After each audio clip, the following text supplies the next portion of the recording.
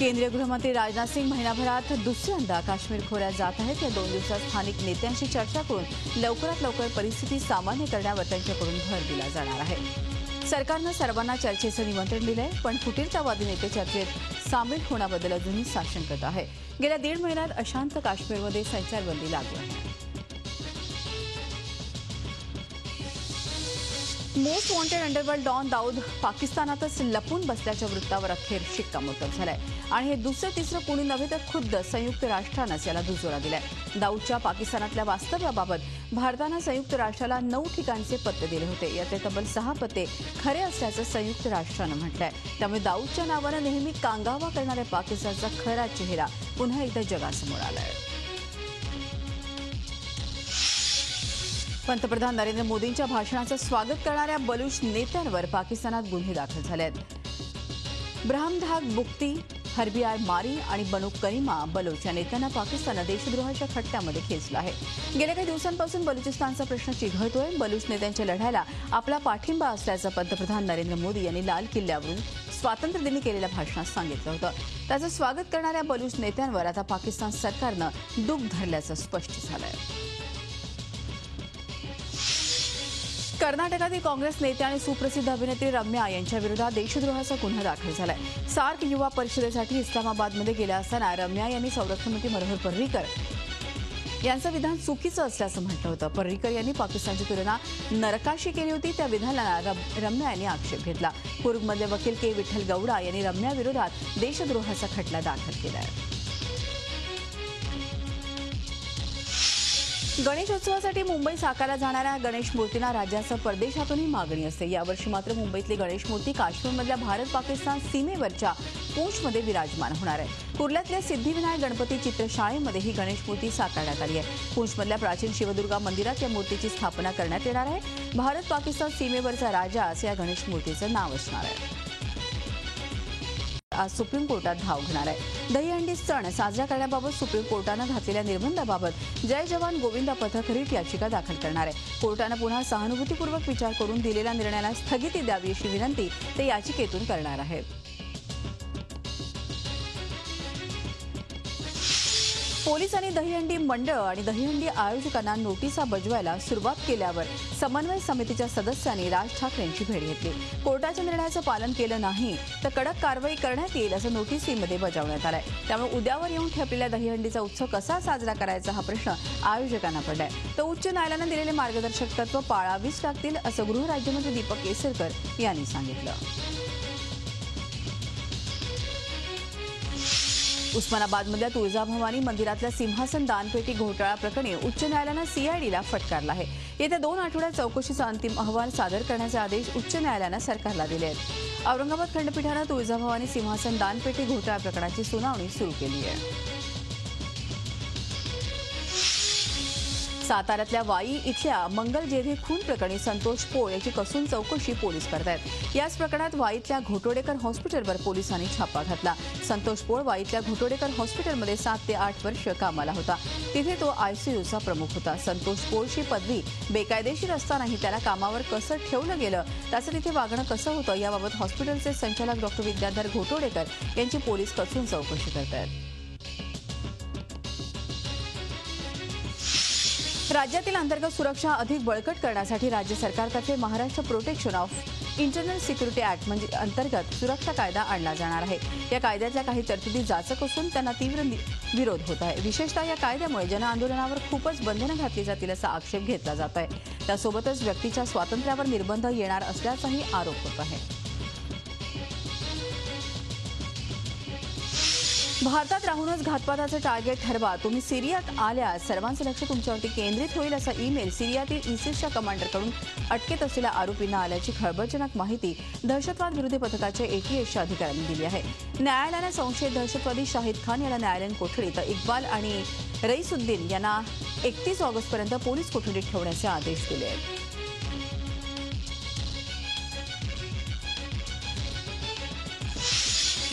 गोदावरी नदीवरील मेडीगट्टा बॅरेज बांधण्याबाबत सुरू असलेल्या वादावर तोडगा काढण्यात यश आलं। या संदर्भात महाराष्ट्र तेलंगणामध्ये आंतरराज्य सिंचन प्रकल्पात सामंजस्य करार झाला। यावेळी महाराष्ट्राचे मुख्यमंत्री देवेंद्र फडणवीस आणि तेलंगणाचे मुख्यमंत्री के चंद्रशेखर राव हे उपस्थित होते।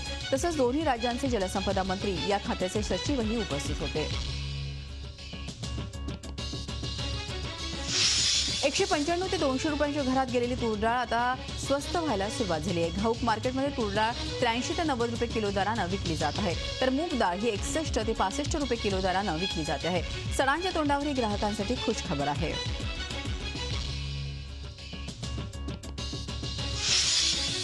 कांदा कधी ग्राहकांना रडवतो तर कधी शेतकऱ्यांना। सध्या कांदा शेतकऱ्यांच्या जीवावरच उठलाय।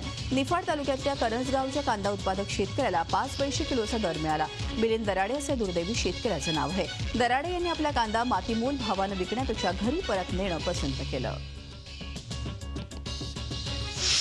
मुंबई महापालिका शाळेतील विद्यार्थ्यांना आता प्रार्थनेच्या वेळी सूर्यनमस्कार करणं सक्तीचं करण्यात आलंय। भाजप नगरसेविका समिता कांबळे यांनी या संदर्भातील ठरावाची सूचना मांडली होती, ती मंजूर करण्यात आली आहे। या ठरावाला काँग्रेस, राष्ट्रवादी काँग्रेस, मनसे तसंच सपाचा विरोध होता, मात्र तो डावलून शिवसेना भाजपनं ही सूचना मंजूर करून घेतली। मुंबई महापालिका सभागृहात ठरावाची ही सूचना मंजूर करण्यात आली आहे।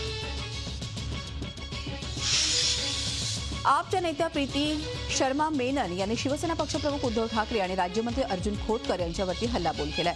उद्धव ठाकरे यांच्यात बाळासाहेबांसारखी हिंमत नसून त्यांनी भ्रष्टाचारांसमोर गुडघे टेकल्याचं टीकास्त्र प्रीती शर्मा मेनन यांनी सोडलंय। तसंच राज्यमंत्री अर्जुन खोतकर यांनी कोर्टात आपल्या विरोधात दावा करावा असं उघड आव्हान त्यांनी दिलंय। भाजप हा राष्ट्रवादीच्या लोकांचा मुखवटा आहे असा आरोप आपच्या नेत्या प्रीती शर्मा मेनन यांनी केला आहे। सांगली भाजप शहराध्यक्ष पृथ्वीराज देशमुख यांच्यावरील आरोपांचं निमित्त साधत त्यांनी हे टीकास्त्र सोडलंय। सांगलीच्या वालचंद कॉलेजच्या 110 एकर जमिनीवर सांगली पृथ्वीराज देशमुख यांचा डोळा असल्याचा गौप्यस्फोटही प्रीती शर्मा यांनी केला आहे। राज्यात लोकायुक्तांची नियुक्ती झाल्यानंतर भ्रष्टाचारासंबंधी तक्रारीची गंभीर दखल घेतली जाईल, त्यावर कारवाई होईल अशी अपेक्षा होती। मात्र लोकायुक्तांना कोणतेही अधिकार नसल्यानं लोकायुक्तांचं पद हे केवळ नावापुरतं असल्याचं माहिती अधिकारी कायद्यात उघड झालंय। त्यामुळेच लोकायुक्तांकडे आलेल्या हजारो तक्रारींपैकी एकाही तक्रारीत कुठल्याही भ्रष्ट अधिकारी व राजकीय नेत्याला शिक्षा झालेली नाही। उल्हासनगर महापालिकेच्या मुख्यालयात शिवसैनिकांनी तोडफोड केली आहे। नगर विकासाची कामं ठप्प झाल्याचा आरोप करत शिवसेनेचं शिष्टमंडळ मनपा आयुक्तांना भेटायला आलं होतं। त्यावेळी शिवसैनिकांना सुरक्षा रक्षकांनी रोखलं। याचा निषेध करत शिवसैनिकांनी मुख्यालयाच्या प्रवेशद्वाराजवळ खुर्च्या आणि इतर सामानाची तोडफोड केली। हा सगळा प्रकार सीसीटीव्हीमध्ये कैद झालाय। गणेशोत्सव अवघ्या 10 दिवसांवर आलेला असताना कल्याण डोंबिवलीमधील रस्त्यांवर खड्डेच खड्डे दिसून येत आहेत। मागील महिनाभरापासून महानगरपालिका क्षेत्रात सर्वच रस्त्यांवर खड्ड्यांचं जाळं असताना प्रशासन आणि सत्ताधारी मात्र थंड बसले आहेत। यावर मनसेनं महापालिकेच्या डोंबिवली विभागीय कार्यालयात धडक देत जोरदार आंदोलन केलं।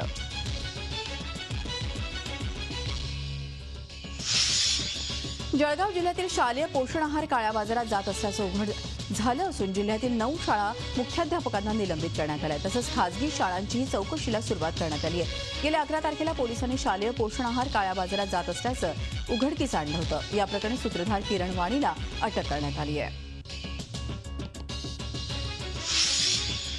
बडी हॉस्पिटल पेशंटची लूटमार करतात अशी चर्चा अनेकदा केली जाते, तशी उदाहरणंही काही वेळा बघायला मिळतात। त्यातच आता हॉस्पिटल अनधिकृत बांधकामही करत असल्याचं समोर आलेलं आहे।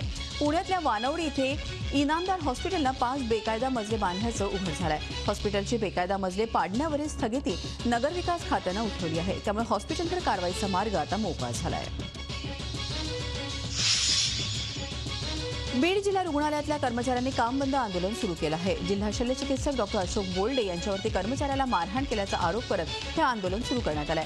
बोल्डे यांची कारकीर्द नेहमीच वादग्रस्त राहिली आहे। रात्रपाळीच्या कामावर असलेले काही कर्मचारी बोल्डे यांच्या राऊंडच्या वेळी झोपलेले आढळले, त्यामुळे संतापलेल्या बोल्डे यांनी कर्मचाऱ्यांना मारहाण केल्याचा आरोप होतोय। त्यामुळे संतप्त कर्मचाऱ्यांनी हे काम बंद आंदोलन सुरू केलं आहे। अनेक प्रलंबित मागण्यांसाठी शिक्षकांनी यवतमाळ जिल्हा परिषद कार्यालयासमोर बैठा सत्याग्रह केला। जिल्हा परिषद प्राथमिक शिक्षक संघांच्या वतीनं हे आंदोलन करण्यात आलं। शिक्षक कल्याण निधीसह विविध 15 मागण्या या आंदोलकांनी केल्या आहेत। या मागण्या मान्य झाल्या नाही तर शिक्षक दिनी 5 सप्टेंबरला शिक्षण हक्क आंदोलनाचा इशारा देण्यात आला आहे। सध्या बेपत्ता असलेल्या जय वाघाचा तपास सीबीआयकडे सोपवावा अशी विनंती राज्याचे वनमंत्री सुधीर मुनगंटीवार यांनी केंद्रीय गृहमंत्र्यांना केली आहे। सुधीर मुनगंटीवार यांनी मंगळवारी दिल्लीत केंद्रीय गृहमंत्री राजनाथ सिंग यांची भेट घेऊन त्यांना ही विनंती केली। तसंच बेपत्ता जय वाघ प्रकरणाची राज्य सरकारनं सीआयडीच्या माध्यमातून चौकशी करावी अशी विनंती मुख्यमंत्री देवेंद्र फडणवीस यांना करणार असल्याचे सुधीर मुनगंटीवार यांनी म्हटलं आहे।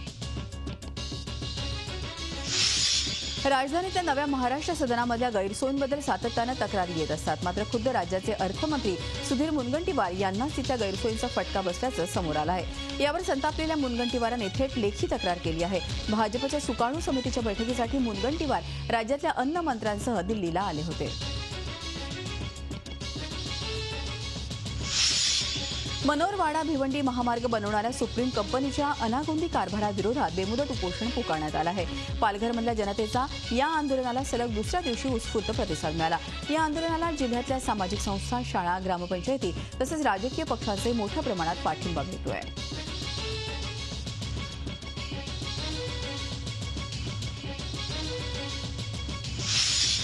कान्हा या मराठी चित्रपटाचे निर्माते आणि आयोजक प्रताप सरनाईक आपल्या चित्रपटातील 10% रक्कम दहीहंडी उत्सवात जखमी झालेल्या गोविंदांना देणार आहेत। ठाण्यात संस्कृती युवा प्रतिष्ठानच्या वतीनं वर्तक नगरमध्ये पारंपरिक पद्धतीनं दहीहंडी उत्सव साजरा केला जाईल असे यावेळी संस्कृती युवा प्रतिष्ठानचे अध्यक्ष प्रताप सरनाईक यांनी सांगितलं।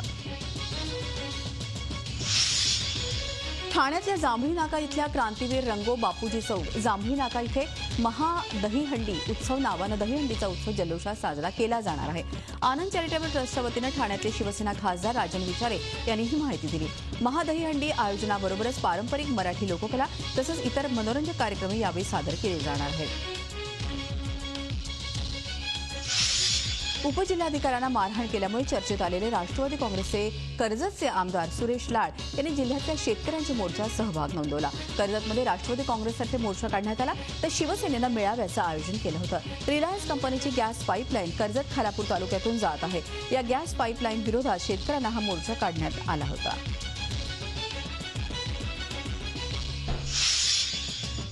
सासरच्या जाचाला कंटाळून गर्भवती महिलेनं आपल्या मुलीसह विहिरीत उडी घेऊन आत्महत्या केल्याचा धक्कादायक प्रकार अहमदनगर जिल्ह्यात घडलाय। पाथर्डी तालुक्यातील आल्हनवाडीतील संगीता हरिभाऊ झावरे यांना 2 मुली आहेत। त्यांना मुली झाल्यापासून सासरच्यांनी छळ करण्यास सुरुवात केली। अखेर सासरे होणाऱ्या जाचाला कंटाळून गर्भवती असलेल्या संगीतानं आपल्या 2 वर्षांच्या मुलीसह विहिरीत उडी घेऊन जीवनयात्रा संपवली। 2 गटात झालेल्या हाणामारीतून एकाचा खून झाल्याची घटना राहता तालुक्यातील पिंपळस इथं घडली आहे। अविनाश कापसे असं या तरुणाचं नाव आहे। धारदार शस्त्रानं भोसकून ही हत्या करण्यात आलेली आहे। 2 गटात आधी भांडणं झाली आणि या भांडणाचं परिवर्तन खुनात झालं। या मारहाणीत 3 जण गंभीर जखमी झालेत। या प्रकरणी भाजप जिल्हा सरचिटणीस नितीन कापसेसह 14 जणांविरोधात खुनाचा गुन्हा दाखल करण्यात आलाय।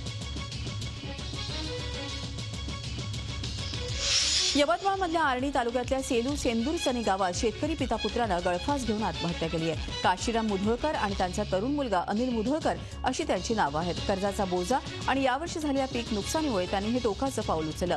त्यातच आजारपण आणि त्यावरच्या उपचारांसाठी त्यांच्याकडे पैसे नव्हते असं गावकऱ्यांनी सांगितलं।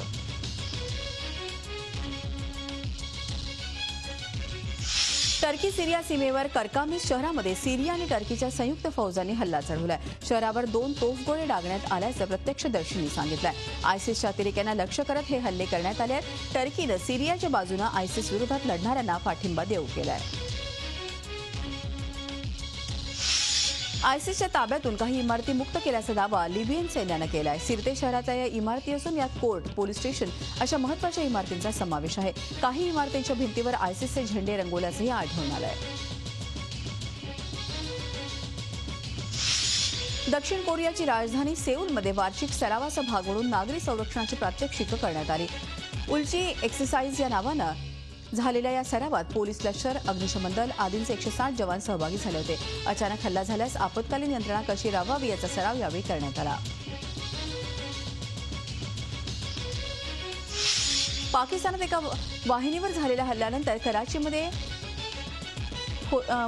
मुद्दाहिदा कौमी मुवमेंटच्या कार्यकर्त्यांनी आरी वाहिनीवर सशस्त्र हल्ला चढवला। आपल्या बातम्या पाकिस्तानी मीडिया दाखवत नसल्याचा आरोप मुद्दाहिदाच्या नेत्यांनी केला होता।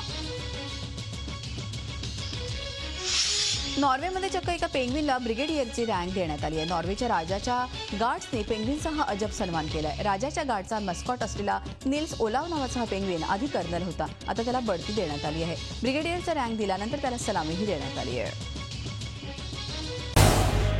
झी 24 तास रहा एक पाऊल पुढे.